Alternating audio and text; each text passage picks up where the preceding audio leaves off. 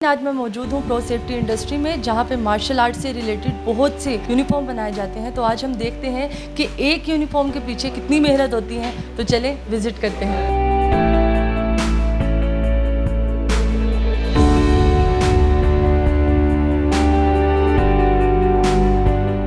Urdu point की videos देखने के लिए हमारा चैनल सब्सक्राइब कीजिए और बेल के आइकन पर क्लिक कीजिए ताकि आप हमारी तमाम आने वाली वीडियो से बाखबर रह सकें। अस्सलाम वालेकुम नाज़रीन, उर्दू पॉइंट के साथ मैं हूँ आपकी मेज़बान कवल आफ्ताब। नाज़रीन, आज मैं मौजूद हूँ प्रो सेफ्टी इंडस्ट्री में, जहाँ पे मार्शल आर्ट से रिलेटेड बहुत से यूनिफॉर्म बनाए जाते हैं। तो आज हम देखते हैं कि एक यूनिफॉर्म के पीछे कितनी मेहनत होती है। तो चले विजिट करते हैं।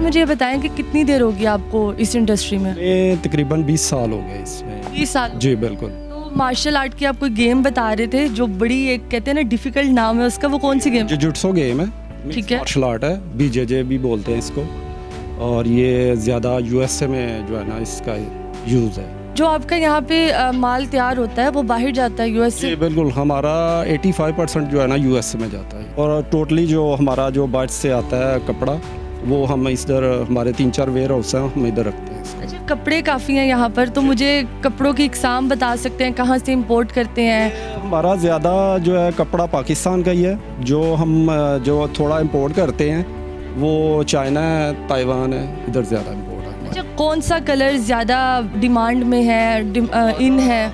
ज़्यादा कलर डिमांड ब्लैक कलर है। ब्लैक कलर ज़्यादा चलता है, और इसमें वाइट और ब्लू कलर भी मैं देख रही हूँ ज़्यादा तादाद। पहले 4 कलर थे इसमें। 4 कौन कौन से कलर? 4 कलर, ब्लू, वाइट और ब्लैक और ग्रे। इन चारों के अलावा कौन से कलर की ज़्यादा डिमांड? इसमें ग्रे कलर चलता है, इसमें फिर अब तो पिंक है, ब्लू है, काफ़ी यानी कि काफ़ी ज़्यादा कलर है। पेंटोन कलर में आप कोई भी कलर क्या है। अच्छा सर, मुझे ये बताएं कि जैसे कि आपने कहा कि ज़्यादातर हम जो माल है हम पाकिस्तान से भी ले लेते हैं, तो इसमें कोई माल का जैसे कहते हैं कि कोई ज़्यादा महंगा है, कोई ज़्यादा सस्ता है, तो कपड़ों में ये है फ़र्क कुछ? जी, कपड़ों में वाकई फ़र्क है, क्योंकि इसमें क्वालिटीज़ चलती हैं। इसमें एक लाइट वेट कपड़ा चलता है, 6 आउंस है, उसका और रेट है, 8 आउंस है, 10 आउंस है, 12 आउंस है, और इसी तरह इसका रेट जो है ना इसमें फ़र्क चलता है।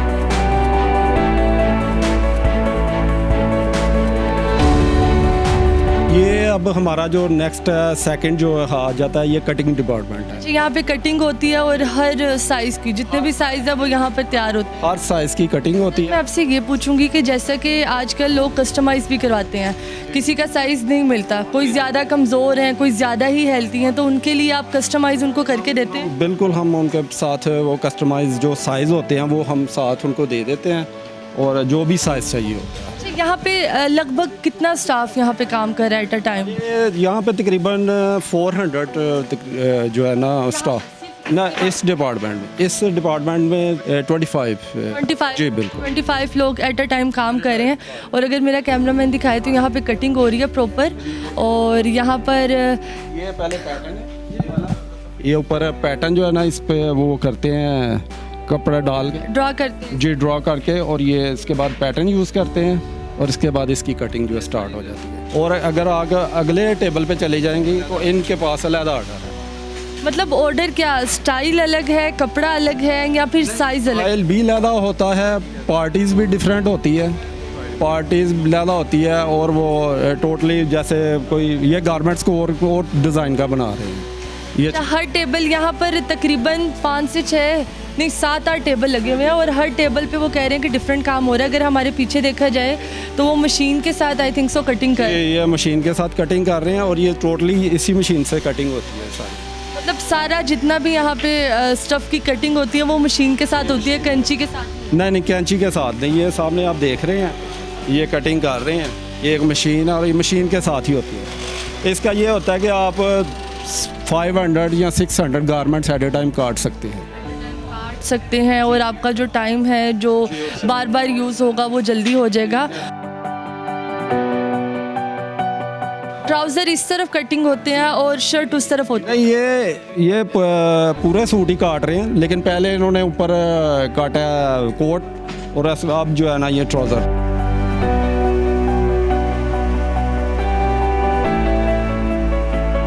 ये हम तीसरे स्टेप पे आ गए हैं। तीसरा स्टेप है ये एम्ब्रॉयडरी डिपार्टमेंट है, और यहाँ पे गारमेंट्स कटिंग होके अब ये नीचे इस डिपार्टमेंट में आ जाएगा। और यहाँ पे ये देखें, ये डिज़ाइन है पार्टी का। ये यहाँ पे ये तकरीबन 20 हेड मशीन है। अच्छा, मतलब जैसा लोगो होगा वैसे डिज़ाइन होगा और हर कंपनी का अपना लोगो। ये अपना लोगो होगा, हर पार्टी का डिफरेंट लोगो है। इस पार्टी का ये लोगो ये सामने देखे ये चल रहा है, और ये मशीन एम्ब्रॉयडरीज मशीन है। ये भी हम इंपोर्ट ही बाहर से इंपोर्ट की हैं, और इस मशीन में 20 पीसेस जो हैं वो एट ए टाइम वो लग सकते हैं। सर कितना टाइम लगता है एक लोगो रेडी होने में? डिफरेंट डिज़ाइन का हिसाब है, यानी कि आप जितना छोटा डिज़ाइन देंगी उतनी जल्दी ये जो है ना। मैक्सिमम इस वाले लोगो में कितना टाइम लगता है? तकरीबन 30 मिनट लगेंगे। 30 मिनट। हाँ जी, इसके बाद फिर तो वो दूसरे 20 पीस आ जाएंगे, ये फिर वो आगे चले जाएंगे प्रोडक्शन में।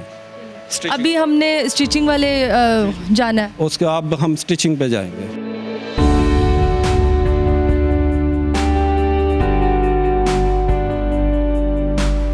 अभी हम उस जगह पे मौजूद है जहाँ पर इसकी स्टिचिंग होती है। तो सर एक ड्रेस में कितना टाइम लगता है, एक सूट में कितना टाइम लगता है? ये एक गारमेंट्स बनाते हैं, इनको तकरीबन 1 घंटा लग जाता है। 1 घंटा? जी बिल्कुल। और ये स्टेप बाय स्टेप ये चलता है क्योंकि यहाँ पर काफ़ी ज़्यादा मशीनरी पड़ी हुई है और सबके पास अलग अलग मेरे ख्याल से कलर भी है और अलग अलग साइज़ भी होगा। तो ये हर बंदे को अलग अलग साइज़ और अलग अलग कलर दिया जाता है? जी बिल्कुल, इनके पास अलहदा, जैसे ये एक अलहदा पार्टीज़ का काम कर रहे हैं, और ये इनके पास ये डिफरेंट जो पार्टी है उसका काम कर रहे हैं। ये RVC का माल है, ये ब्रांड का नाम है। ये RVC का काम कर रहे हैं, और ये इनके पास ये डिफरेंट होगा। देखिए जैसे कि ये लोगो देखिए, मतलब डिफरेंट लोगो हैं और डिफरेंट साइज़ है इनके पास।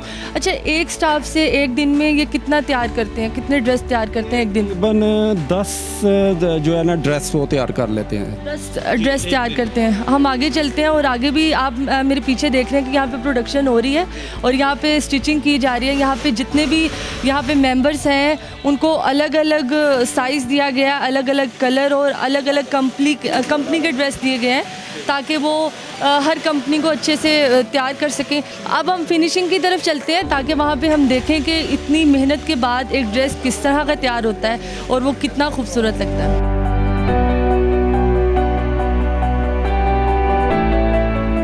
अब ये लास्ट डिपार्टमेंट है थ्रेडिंग के बाद ये चला जाएगा प्रेसिंग पे, चेकिंग थ्रेडिंग। अच्छा, मतलब थ्रेडिंग होगी। और यहाँ पर आपने फीमेल्स रखी हुई हैं, इसकी क्या ख़ास वजह? इसकी वजह ये है कि ये जो थ्रेडिंग है इनके जो फीमेल के ख़ास होते हैं वो ज़रा उनके लिए बेहतर होता है, यानी कि थ्रेडिंग के लिए बेहतर होती है। अच्छा, और यहाँ पर ये ट्राउज़र है और इसके बाद इसकी वो चेकिंग करेंगे कि कोई थ्रेड वगैरह रह तो नहीं गया, फिर उसके बाद ये प्रेसिंग में चला जाएगा? जी बिल्कुल, इसके बाद इनकी चेकिंग करेंगे, आया कोई थ्रेडिंग का कोई रह तो नहीं गया, कोई चीज़ तो यहाँ कोई धागा नहीं। अच्छा सर, ये कौन सा साइज़ है? ये जैसे फीमेल का है ये 1 साइज़ है।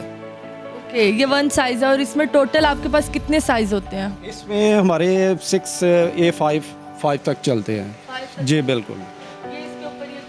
जी और इसकी जब थ्रेडिंग होगी फिर इसको चेकिंग की तरफ लेके जाएंगे ताकि कोई थ्रेड रह गया तो उसे दोबारा से उसकी थ्रेडिंग की जाए और फिर प्रेसिंग की तरफ चलेंगे। तो अभी हम चलते हैं चेकिंग की तरफ के चेकिंग वाले किस तरह चेक कर रहे हैं और फिर चलेंगे प्रेसिंग की तरफ।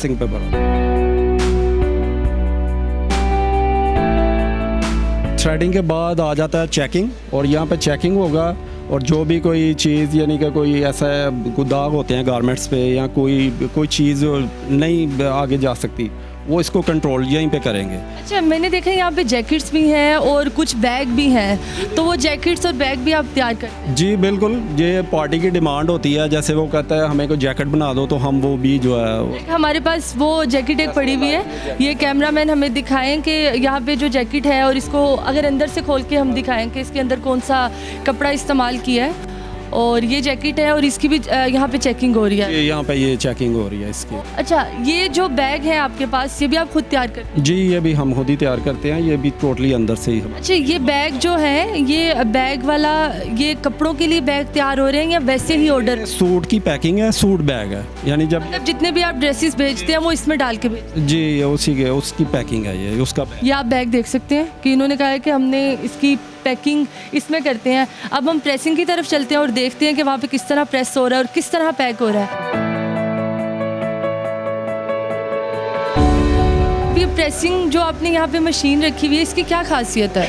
इसमें ये स्टीम प्रेस है और ये हमने स्टीम प्रेस जो ये जो रिंकल्स होते हैं जो पड़े होते हैं जब पूरे जो गारमेंट्स को यहाँ पे जो टोटली रिंकल्स हैं यहाँ पे ये रिमूव हो जाते हैं बिल्कुल। क्योंकि अगर यहाँ पर देखा जाए ये भाई जो प्रेस कर रहे हैं तो यहाँ पे कितने प्रॉपर तरीके से उसको प्रेस किया जा रहा है और ये मेरे ख्याल से काफ़ी जल्दी प्रेस हो जाता है। इसमें जल्दी प्रेस हो जाता है, ये स्टीम प्रेस है और इसमें जल्दी प्रेस हो जाता है। तो ये वो मशीन जो सेंस करती है, अगर उसमें कोई नीडल्स वगैरह या कोई चीज़ हो तो वो उसको वो रिमूव कर देती है। या और वहाँ पे हमारे उस साइड पे देखें कि काफ़ी ज़्यादा पैकिंग हुई हुई है, काफ़ी ज़्यादा हमारा सामान जो यूनिफॉर्म हमारा तैयार हो गया मार्शल आर्ट का, वो वहाँ पे पड़ा हुआ है। और यहाँ पर भी अगर देखा जाए तो यहाँ पे बैग्स में जो इन्होंने हमें बैग दिखाए हैं डिफरेंट तरह के, जिस तरह इन्होंने कहा है कि हमारे पास डिफरेंट कंपनीज़ होती हैं, उनकी डिफरेंट डिमांड होती है, तो वहाँ से ये लोग इसमें डाल के ये एक्सपोर्ट के लिए तैयार है। इसके बाद ये एक्सपोर्ट के लिए रेडी हो गया,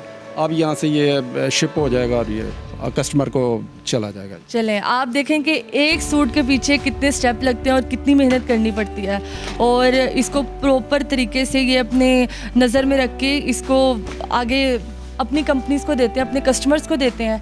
तो उम्मीद करती हूँ कि आप सबको आज की मेरी वीडियो बहुत पसंद आई होगी। मज़ीद इस तरह की वीडियोस देखने के लिए उर्दू पॉइंट के साथ जुड़े रहें। फिर मिलेंगे आपको एक नई वीडियो नए लोगों के साथ। खुदा हाफिज़।